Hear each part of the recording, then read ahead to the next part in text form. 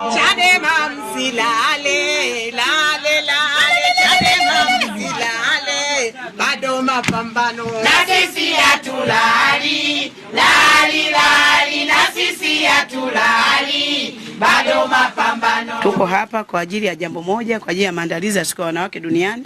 Dhumuni na malengo yetu ambayo tumewaitia waandishi wa habari ni kuhakikisha tunaweza kuwatangazia wanawake wote hii shughuli ya siku ya wanawake duniani ambayo itafanyika kitaifa kanda ya Serengeti, mkoa wa Mara, jimbo la Musoma mjini.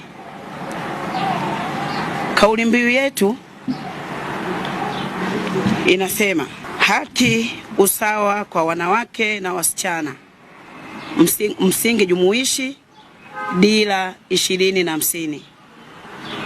Lengo: kuimarisha usawa wa kijinsia na haki za wanawake kwa maendeleo endelevu. Mwongozo wa serikali umetoa kuwa maadhimisho haya yatafanyika kuanzia ngazi ya kijiji mpaka mikoa. Sisi Baraza la Wanawake Chadema tumeamua kwamba siku yetu ya wanawake Chadema tutaenda kufanyia kanda ya Serengeti, mkoa wa Mara, jimbo la Musoma mjini.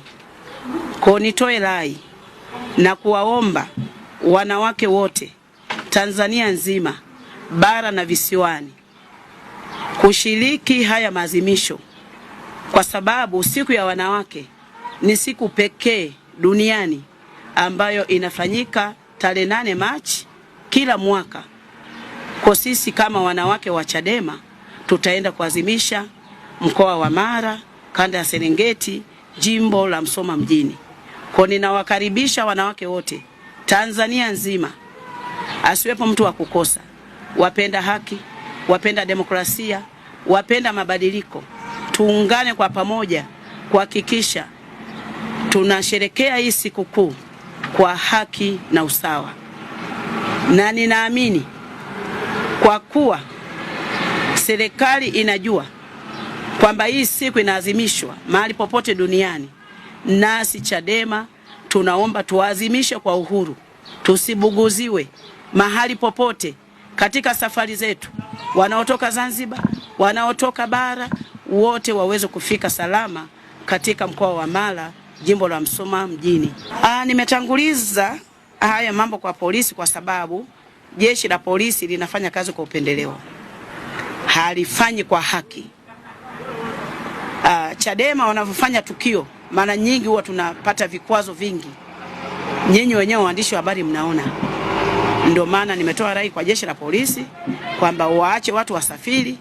Na kama unakumbuka mwaka jana sikukuu ya vijana itakiwa ifanyike hapa Mbeya, lakini uliona kilichotokea. Watu walikamatwa, wengine walizuiliwa Njombe, wengine Iringa, wengine Dodoma, wengine wapi. Lakini wenzetu CCM walienda kufanya shughuli yao, lakini Chadema tulizuiliwa. Ndio maana nimetoa rai kwa polisi kwamba kama wanatenda haki, wao kazi yao ni kutulinda na mali zetu, basi wafanye hivyo, kwa sababu hii siku ya wanawake duniani ni haki yetu kikatiba, ni haki yetu, yani wanawake wote, kwa sababu ni siku ambayo tunakumbuka duniani kote.